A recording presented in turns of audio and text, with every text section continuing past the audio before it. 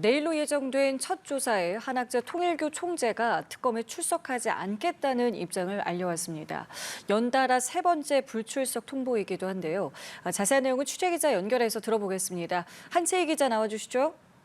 네, 김건희 특검은 내일 오전 10시 한학자 통일교 총재를 조사하려고 했지만 한 총재 측이 또다시 불출석 의사를 알린 것으로 파악됐습니다. 특검 관계자는 한 총재 측이 변호인들을 통해 건강상의 이유로 내일 조사에 불출석하겠다는 의사를 서면으로 제출했다고 밝혔는데요. 한 총재는 최근 심장 시술을 받고 재단 소유의 병원에서 회복 중으로 후유증을 호소하며 안정이 필요하다는 입장입니다. 한 총재에게 소환을 통보한 건 특검이 이번에 세 번째로 한 총재는 지난 8일과 11일에도 건강상 이유를 들며 소환에 불응한 바 있습니다.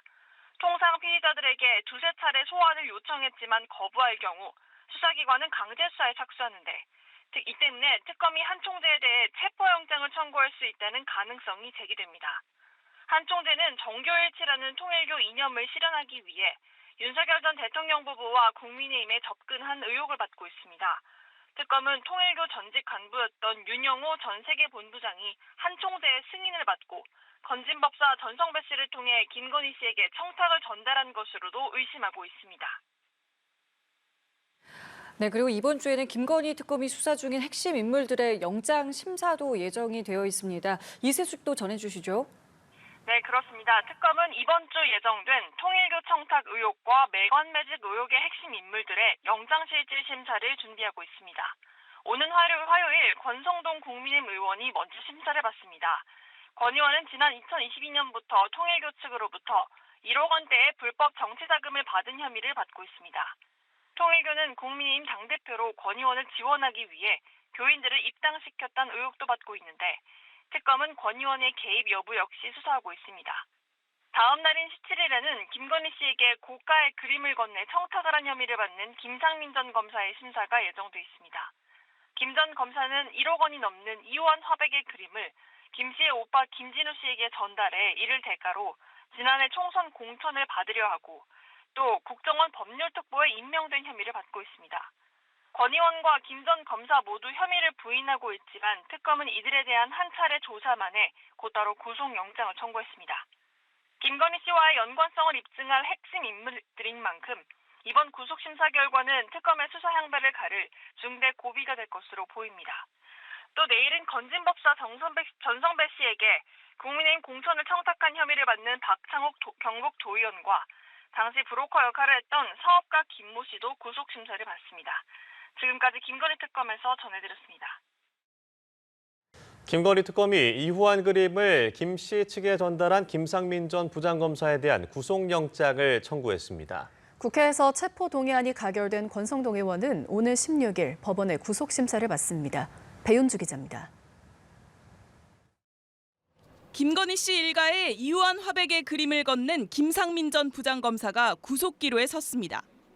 앞서 특검은 김 씨의 오빠 장모 집을 압수수색하는 과정에서 그림을 발견했고 구매자를 김 전 검사로 특정했습니다. 김 전 검사는 김 씨 오빠의 부탁으로 그림을 구매해 전달했을 뿐이라는 입장입니다.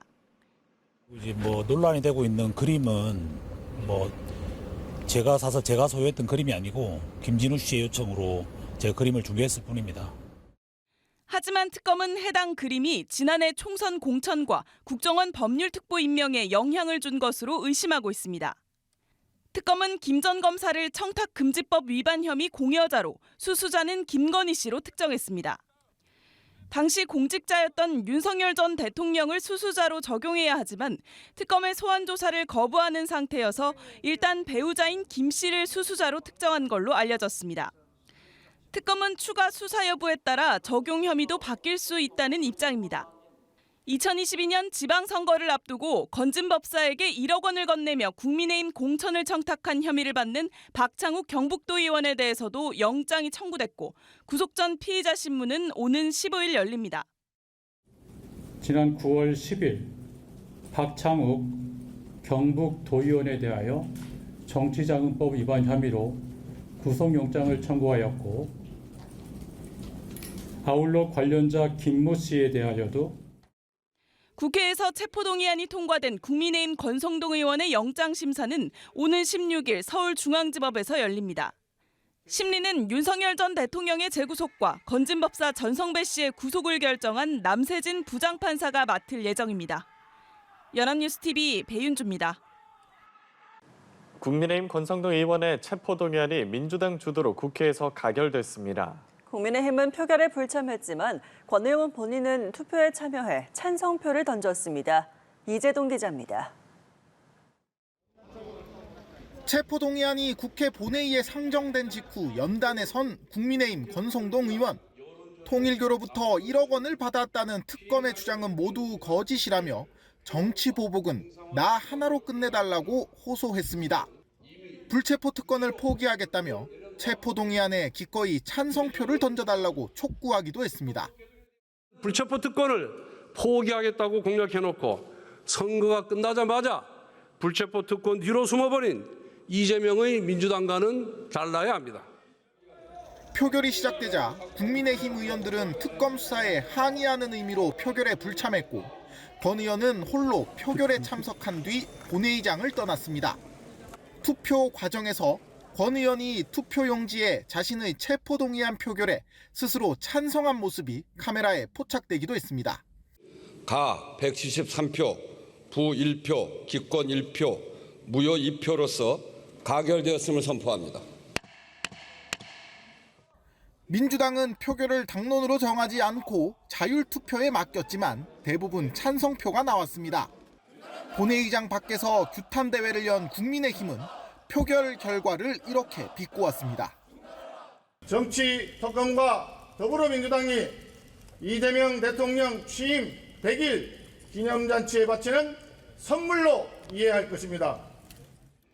표결에 앞서 정성호 법무부 장관은 권 의원에게 돈을 건넸다는 사람의 일관된 진술과 사진이 있다며 구속의 필요성을 밝혔습니다.